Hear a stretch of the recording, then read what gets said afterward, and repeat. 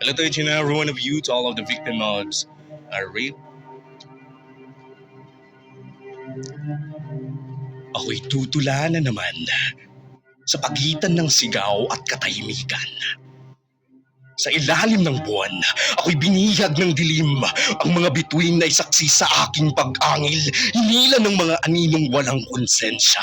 Ang laman kong marupok ay ginawang laruan ng sumpa. Ang kamay na dapat sana'y tungkod ng pagdamay, naging sandata ng das, pangwasak ng dangal. Mga lakap ng mga halimaw, sa aking sumugat sa tenga. Habang ang luhay umagos na tila dugo't hiwaga. Bawat haplos ay lason, ng bawat galaw ay kadena. Bawat segundo'y parang walang katapusang eksena. Ang aking laman, pinilas na parang papel. Ginuhitan ng kasakiman, tinatakan ng impyerno't asim ng kamandag ng silan. O Diyos, natahimik. Nasaan ka sa gabing yon? Ang dasal ko'y bingi, nalunod sa aking pag-ungol. Sa dilim ng silid ako'y walang kalaban-laban. Nilabas tanganin ng halimaw na tao din kong titignan. Ngunit higit pa sa mga sugat na iniwan sa balat, ay mga bangungot na sa isip ay paulit-ulit.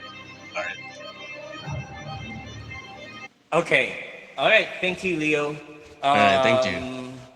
Yeah, who's going to comment? Bob, are you ready to comment for Leo?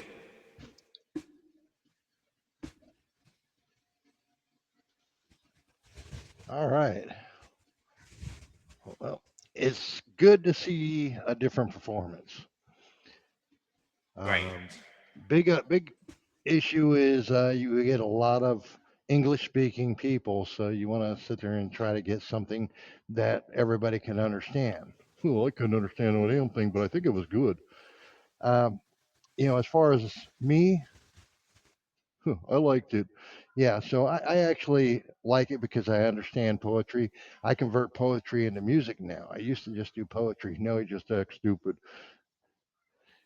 But you know, you gotta